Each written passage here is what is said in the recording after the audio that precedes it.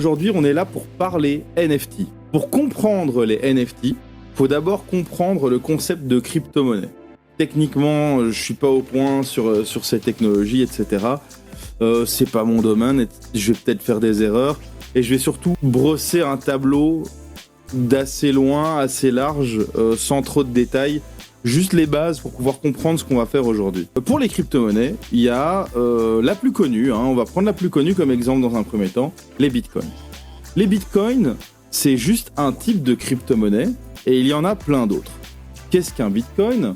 Un bitcoin, en fait, c'est tout simplement une suite de caractères qui vont créer en fait ce qu'on va appeler un token, un jeton.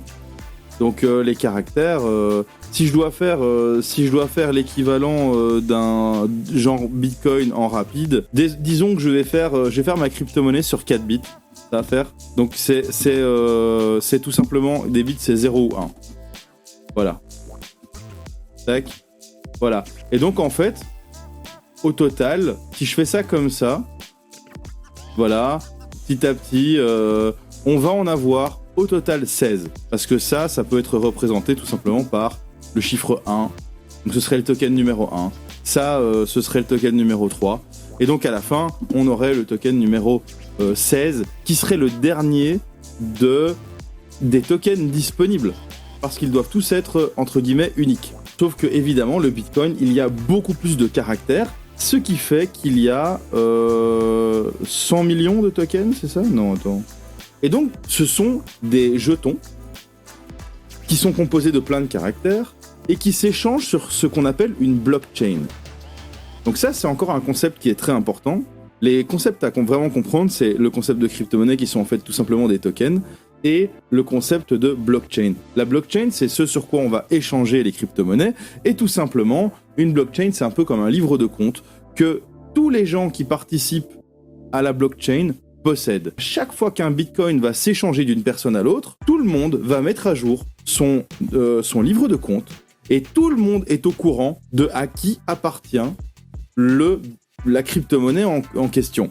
Si on prend comme exemple, je sais pas moi, de la monnaie, moi j'ai un billet dans ma poche, si on me le vole, personne peut dire que c'est mon billet. Un bitcoin, c'est beaucoup plus compliqué à voler que ça. Parce que si on veut s'approprier un bitcoin, il va falloir modifier la blockchain sur plus de la moitié des gens qui la mettent à jour pour que ce soit considéré dans ce livre de compte virtuel que le bitcoin est passé d'une main à l'autre. Donc c'est le concept. À la base, ce sont des tokens qui n'ont pas spécialement de valeur, mais tout comme l'argent en fait. Un billet, c'est qu'un bout de papier. La raison pour laquelle un billet a de la valeur, c'est parce qu'avec ce billet, je peux acheter du pain ou des vêtements. Si un jour, tout le monde dit non, moi je t'échange plus du tout mon pain contre ton billet vaudra plus rien du tout. Les crypto-monnaies, c'est ça à la base aussi. Ce sont des jetons avec une technologie sous-jacente qui est vraiment très intéressante, qui est celle de la blockchain avec les livres de compte et le fait que ce soit très compliqué de craquer un système pareil, un système donc, qu'on va appeler peer-to-peer, pair à pair. Donc c'est collaboratif. C'est très compliqué de faire en sorte de voler des choses, etc. sur ce qu'on appelle une blockchain. Donc la technologie sous-jacente est très intéressante et les bitcoins, à la base, ce sont des jetons, en fait des chaînes de caractères uniques. Le minage de bitcoin, donc en fait à la base un bitcoin, s'il existe et qu'il n'est réclamé par personne, il est libre. Donc le minage de bitcoin, c'est ça en fait. C'est chercher, donc tester une combinaison de caractères, vérifier sur la blockchain s'il est disponible, et s'il l'est, je dis que c'est le mien. Et à partir de ce moment-là, c'est le mien. Et la raison pour laquelle aujourd'hui le minage consomme énormément d'énergie, etc., et est plus aussi simple à faire qu'au début, c'est parce qu'il y a beaucoup moins de bitcoins disponibles, donc il va falloir tester beaucoup plus de chaînes de caractères avant de trouver une chaîne de caractères disponible. Le fait qu'ils valent de l'argent, c'est que la technologie sous-jacente est très intéressante et que leur nombre est limité. Comme le nombre est limité et que la technologie est intéressante, si on veut parier sur le fait que cette technologie sera utilisée dans le futur, on doit acheter les tokens. Ici, on est clairement, avec les crypto-monnaies, sur des éléments de spéculation pure. parce qu'on n'a aucune idée de la valeur réelle de ces coins, parce que pour l'instant, leur application est très limitée. On commence à savoir faire des choses avec. Par exemple, Tesla avait donné la possibilité d'acheter des Tesla avec des bitcoins pendant un moment. Donc on commence à pouvoir faire des choses avec, mais rien qui ne justifie une valeur pareille. Pour l'instant, un bitcoin vaut 52 600 €. Cette chaise de bureau, je l'ai achetée avec du bitcoin. Sauf qu'aujourd'hui, elle vaut beaucoup plus. Parce qu'à l'époque où j'ai acheté cette chaise de bureau, le bitcoin valait peut-être 5 000 €. Donc cette chaise a multiplié par 10 sa valeur. Enfin, en fait non, les bitcoins que j'ai utilisés pour acheter cette chaise ont multiplié par 10 leur valeur. Et ça c'est un principe qui est très particulier avec les crypto-monnaies, c'est que c'est ultra volatile. Leur valeur monte et descend à une vitesse de dingue. Ici on le voit, si je le prends sur un an, il a valu 11 000 €. Aujourd'hui, il vaut 53 000 €. Voilà, ça n'a aucun sens. Il n'y a pas que le Bitcoin. Il y a, dans l'autre très connu, c'est l'Ether. Un Ether égale 3 588 €. L'Ether, c'est une deuxième crypto-monnaie qui est très intéressante. La différence, en fait, entre une crypto-monnaie et l'autre, c'est pas le concept. Le concept reste le même, mais c'est la technologie sous-jacente. Et en l'occurrence, l'Ether, par exemple, il va s'échanger. Et c'est là qu'il y a beaucoup d'amalgames qui sont faits. Ici, par exemple, on voit cours de l'Ethereum et prix en euros. Non, c'est pas le cours de l'Ethereum, c'est le cours de l'Ether. L'Ether s'échange sur différentes blockchains, et l'une des blockchains sur lesquelles l'Ether s'échange, c'est l'Ethereum. Je vais revenir là-dessus, parce que ça va être important pour la suite, quand on va créer des NFT. À un moment, les gens se sont dit, mais pourquoi est-ce que ça se limiterait à des crypto-monnaies ? C'est là qu'on en vient au sujet d'aujourd'hui, les NFT. Les NFT, ce sont des non-fungible tokens. Non-fungible, ça veut dire qu'ils sont uniques. Quand on échange un bitcoin contre un autre bitcoin, on a juste un bitcoin. Donc en fait, ça c'est fungible, tout simplement parce qu'en fait, ce sont des éléments qui sont répliqués. Ils sont pas uniques. Un bitcoin elle-même vaut la même chose qu'un autre bitcoin. Par contre, les NFT, donc les non-fungible tokens, quand j'ai un token, il a une valeur qui lui est propre. Leur valeur est à ce moment-là subjective. C'est-à-dire que la personne qui est prête à mettre un prix pour un NFT va quelque part donner une valeur à ce NFT. Le NFT ne peut pas être comparé à autre chose, contrairement à un bitcoin qui peut être comparé à n'importe quel autre bitcoin. Ça, c'est le concept. En fait, on s'est dit à un moment, les crypto-monnaies, c'est bien, mais est-ce qu'on peut faire d'autres choses avec cette technologie de blockchain ? Ce qu'on peut faire, c'est qu'on peut parler de propriété d'œuvres artistiques. Donc quand on achète un tableau, c'est simple, on obtient un certificat d'authenticité, etc. Si on vole mon tableau, ça fait chier, mais c'est moi qui ai le certificat d'authenticité. Donc à un moment, si on retrouve l'œuvre d'art, je peux te dire c'est à moi parce que moi j'ai tous les papiers qui indiquent que c'est à moi. C'est pas possible dans le digital. Une œuvre digitale ne vaut rien en soi parce qu'elle est réplicable à souhait. Si je fais un fichier avec une œuvre d'art, je fais CTRL-C, CTRL-V, on a 2 fois l'œuvre d'art. C'est la même, identiquement la même. Un NFT va permettre d'appliquer un token sur une œuvre, et grâce à la blockchain, donc c'est là qu'on revient sur tous les concepts que j'expliquais avant, grâce à la blockchain, on va pouvoir dire, voilà, moi j'ai créé cette œuvre, voici la chaîne de caractères qui définit cette œuvre. Toi, monsieur là-bas, tu veux m'acheter mon œuvre.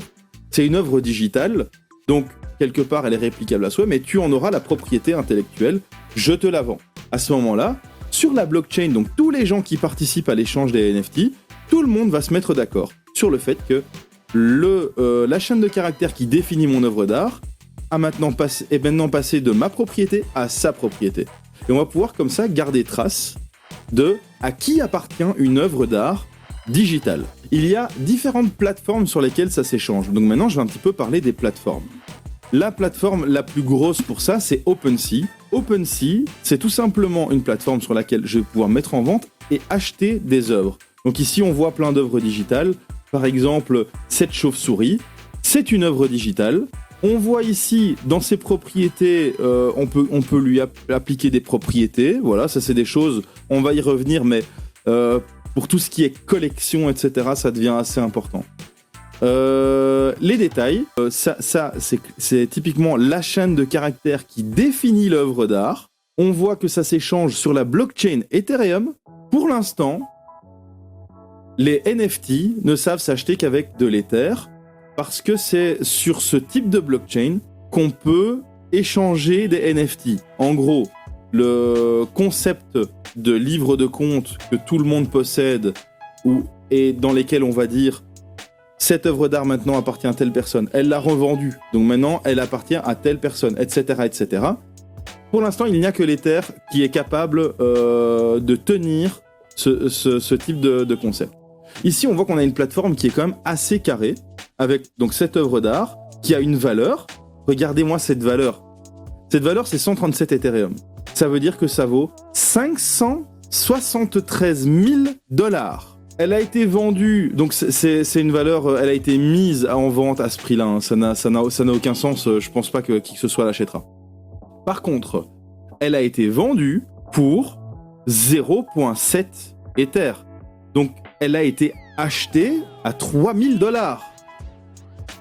Elle a été achetée à 3 000 $. Quelqu'un s'est dit que ça valait 3 000 $. Je vais y revenir, après avoir expliqué le concept de NFT, il y a des dérives, les mêmes dérives qu'on peut voir dans la crypto-monnaie ou dans certaines bulles spéculatives en bourse. C'est pour ça que c'est un live art, on y viendra, je dessinerai, mais je pense que c'est important de d'abord comprendre ce que c'est le NFT et quelles sont même les dérives qui en découlent. On voit majoritairement des gifs ou des images, mais pas que. Les NFT peuvent s'appliquer à tout et n'importe quoi. Attendez, est-ce que je fais explore? Ah voilà, musique. On peut vendre des musiques en NFT. Donc ici on a de Rebit, on a des musiques. Ici, voilà, celle-ci a été achetée à 2 Ethers. 2 Ethers. De l'Eurobeat, un son à 2 Ethers. Cette musique a été achetée 7 000 €. Donc, c'est assez fou, en fait, de se dire qu'aujourd'hui, dans du contenu digital comme ça, sans devoir, en fait, être tributaire d'une boîte d'édition ou quoi, on peut gagner de l'argent et vendre ses œuvres. Et on voit qu'il n'y a pas que de l'art, en fait. Ici, par exemple, il y a des gens qui vendent des noms de domaine. Ça se faisait avant. On pouvait réserver des noms de domaine et tout simplement, voilà, on réservait nos noms de domaine. Et puis, par exemple, le type qui avait le nom de domaine alphabet.com, il s'est fait des couilles en or quand Google a décidé d'appeler sa maison mère Alphabet. Évidemment, Google voulait alphabet.com, ils ont racheté le domaine. Ici, on voit que les domaines s'échangent en NFT. Des cartes à collectionner. Donc clairement, les cartes à collectionner, par exemple, c'est là où on va voir les dérives un petit peu des crypto-monnaies, etc. s'appliquer dans le monde des NFT. Une carte Pokémon. Donc si on fait une collection de cartes Pokémon, les cartes rares vont plus valoir que les cartes moins rares. C'est normal, elles sont plus rares. Et on entend parler maintenant des cartes de la première génération. Si tu as un Dracofeu première génération impeccable, il va valoir soi-disant des dizaines de milliers d'euros. Ici, il y a moyen de créer des cartes virtuelles. Il y a des jeux vidéo même qui vont se baser là-dessus, où on va pouvoir avoir des assets de jeux vidéo en NFT. Ici, il y a des collectionnables. Donc c'est plus ou moins le même concept que des trading cards, sauf que ça va juste être des images, par exemple. Enfin, et voilà, on a vraiment plein de choses